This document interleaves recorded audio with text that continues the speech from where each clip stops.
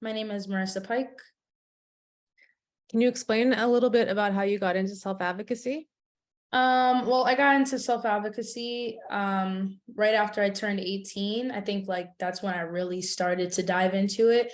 And to be honest, I think it was truly a series of unfortunate events. I was homeless and hopeless and helpless, and my voice was really all I had. And so I started using that to make moves in my life, and it just started working out. What advice would you give to people who are just starting out on their self-advocacy journeys? I think in the beginning for me, it was really hard. I really felt like people weren't listening. And there was times where I felt like I wasn't going to get anywhere, but it's meant to feel that way so that you give up and that you're not self-advocating. It's really the key to this is to push through that, to persevere. There's going to be roadblocks. There's going to be times where you're not making as much progress as you want to, because the system is hard to work with, but you have to continue to push on and continue, and to know that something's greater is going to come out of this. When times have been tough, what's helped you keep going? I think I go through phases where I'm not as motivated. I'm not, persevering is not easy. I'm not, as optimistic as I typically am. And then I try to remember the times where I am a lot more motivated, and remember that these, moments where things may not necessarily be accomplished at the speed or, the way that I want them to be accomplished, eventually do become accomplished. And so I just try to remember that bad times are only temporary and something good always comes out of it. What advice would you give to the supporters of self-advocates?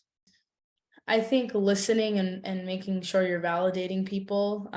You may not always have the solution to people's problems, and you may not always be able to impact them, but a listening ear really makes a difference in someone that is trying to change their circumstances.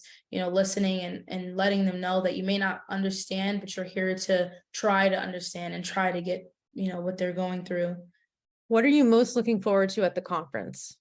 I think I'm most looking forward to my story and my impact on people.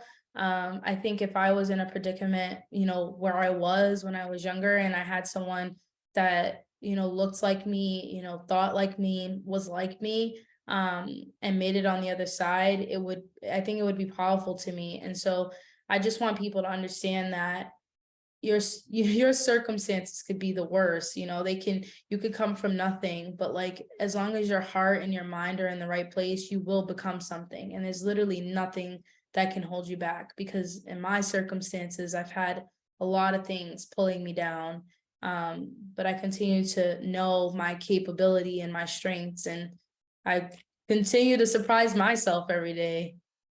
Can you give us a little preview of what you'll be talking about at the conference?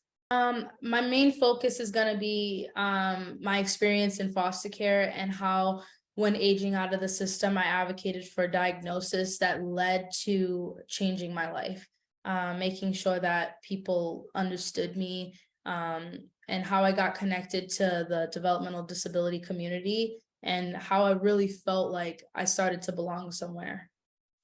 See you at the conference.